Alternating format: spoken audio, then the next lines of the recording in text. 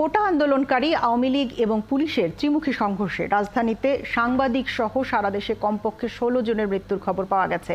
রাজধানীর উত্তরা, মিরপুর ১০, বাড্ডা, রামপুরা, ধানমন্ডি এবং যাত্রাবাড়ী এলাকায় সকাল থেকে শুরু হওয়া সংঘর্ষ সন্ধ্যায়ও চলে বলে জানা গেছে। ধানমন্ডি, সায়েন্স ল্যাব, যাত্রাবাড়ী এবং উত্তরা এলাকার খবর পারভেজ রেজার রিপোর্টে। সকাল ১১টার পর থেকেই উত্তরা ও আবদুল্লাপুরে পুলিশের সাথে আন্দোলনকারীদের ব্যাপক সংঘর্ষ শুরু হয়। সকালে প্রধান সড়কে অবস্থান নেয়ার পর পুলিশ তাদের বাধা দিলে সংঘর্ষ বাধে। দফায় দফায় চলা সংঘর্ষের এক পর্যায়ে র্যাবের একটি গাড়ি আন্দোলনকারীদের মধ্যে পড়লে সেটিতে আগুন ধরিয়ে দেয়া হয়। এই সংঘর্ষ চলে ঘন্টার পর ঘন্টা। শেষ খবর পাওয়া পর্যন্ত উত্তরায় ৬ জনের মৃত্যুর খবর পাওয়া গেছে।